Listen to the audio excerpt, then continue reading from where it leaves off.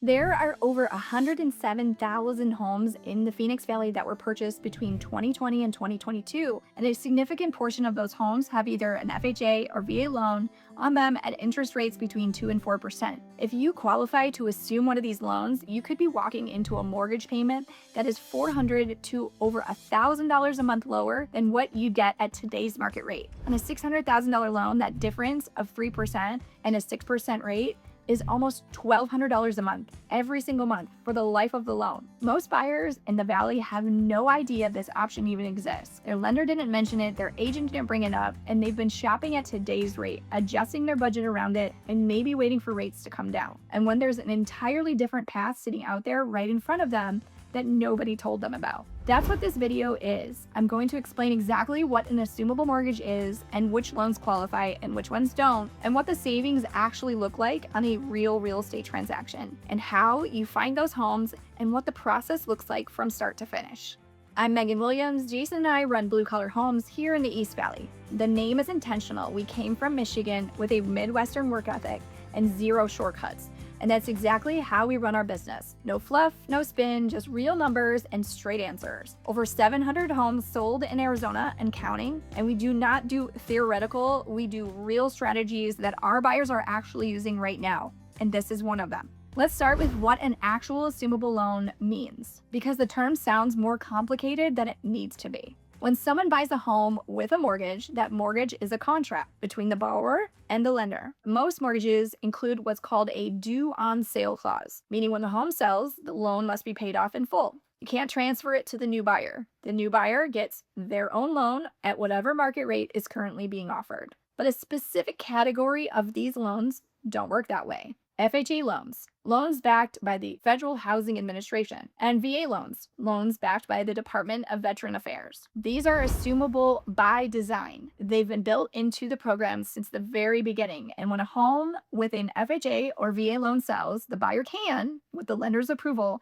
take over the seller's existing loan at the seller's existing interest rate. If that rate is 3% and today's market rate is 6.5%, the buyer assumes that 3% loan. They don't get a new loan. They take over that old one. This is 100% legal and it's fully supported by both programs. It's one of the most overlooked strategies in today's current market. Now, the critical thing to understand is that conventional loans backed by Fannie or Freddie, which make up the majority of mortgages, those are not assumable. They have that due on sale clause. So the pool of assumable homes is specifically homes that were purchased with either an FHA or VA financing. In the Phoenix Valley, that is a substantial number of homes, particularly within the $300,000 to $550,000 price range, where we found FHA and VA loans are most commonly used. But they exist across price points and across the East Valley, all over the place. Let me show you what the math actually looks like so you can understand why this matters. Say a seller bought their home in Gilbert in 2021 with a VA loan.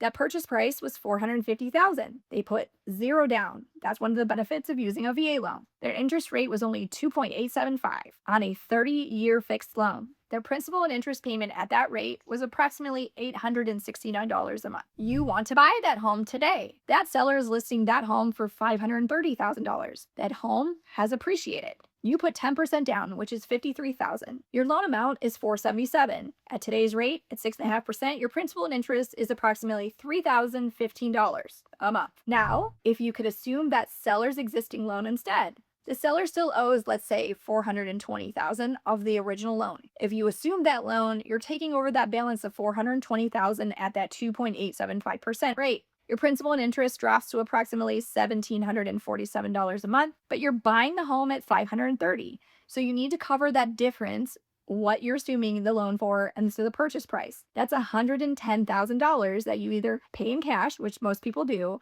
or finance through a second loan. That second loan has its own interest rate. But even financing that gap at 6.5%, 7.5%, that blended payment across the assumed loan and the gap financing is substantially lower than a single loan at that 6.5% of the full amount. This math is going to be different on every transaction. The gap between what the seller owes and what you're paying for the new home varies. The rate on the assumed loan is also going to vary, but the principle is the same. You're protecting a large portion of your loan at a below market rate interest rate, and the savings compound every month for the life of that loan. For buyers in the Valley who are feeling squeezed by current rates, this is a real strategy and not a workaround, not a loophole, not something exotic. It's a straightforward program feature that exists in both FHA and VA financing, and it's available right now. Now let's talk about VA loans specifically because there's a nuance that's important for both buyers and sellers to understand. When a veteran uses their VA entitlement to buy that home, that entitlement is tied to that loan as long as the loan is outstanding. When someone assumes the veteran's VA loan, that entitlement stays attached to that loan until it's completely paid off, unless the seller assuming that loan is also a qualified veteran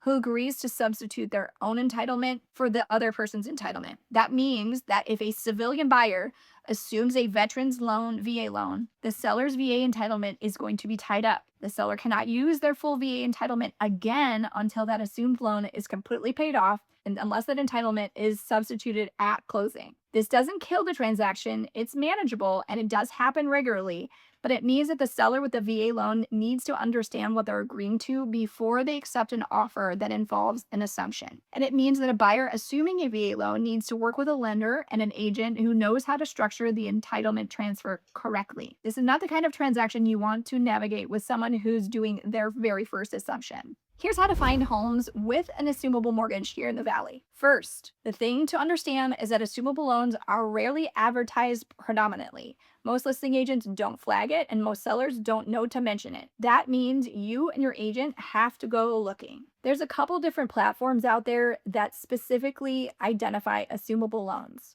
And this is also worth knowing that our very own website, findazvalleyhomes.com, has an assumable loan page where we track and share assumable listing opportunities here in the Valley. And if you go there right now, you can see what's currently available. That page exists because we've been doing this for our buyers and we know how important it is. The other approach is to search the market conventionally and ask about every home that fits your criteria. What kind of loan does the seller have? If it is FHA or VA, the assumption conversation starts there. Your agent should be asking that question on behalf of any home that you're seriously considering. Now let's talk about the process. And I want to be honest with you here because the assumption process is different from a standard purchase in ways that matters. The first difference is time.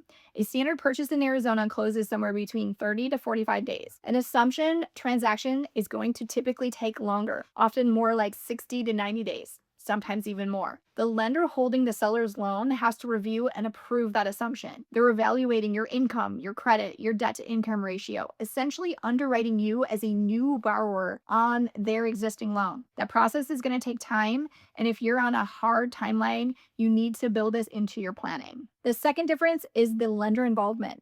Not every lender is experienced with this assumption transactions.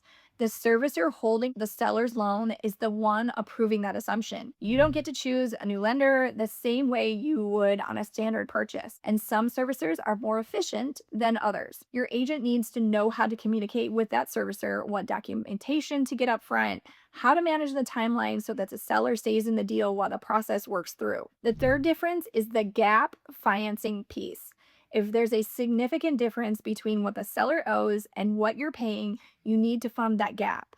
Some buyers do this in cash, others use a second mortgage, a separate loan from a different lender to cover that difference. If you're going the second mortgage route, that lender needs to be comfortable with the structure of the transaction, and you need to make sure both loans close simultaneously. None of these things are deal breakers. They're just factors that require preparation, the right team, and the right expectations going into it.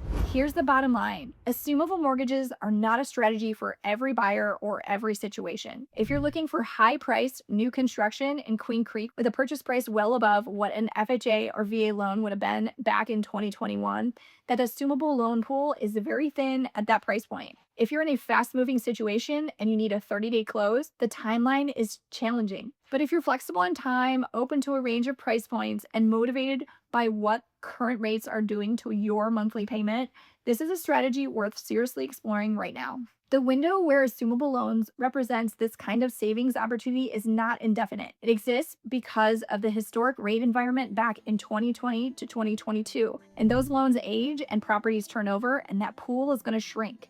As rates eventually come down towards 5% or below, that savings gap narrows and the complexity of an assumption isn't worth it anymore. Right now, at 6.5% rates versus 2 to 4% assumed rates, the gap is real and the strategy is worth paying attention to. Visit us on our website. We have an assumable loan section to see what's currently available, or call or text us directly at 480-618-1890. If you tell me your situation, I'll tell you honestly whether an assumable loan makes sense for you and what it would take to make it happen. I'm Megan Williams in the East Valley. Talk to you soon.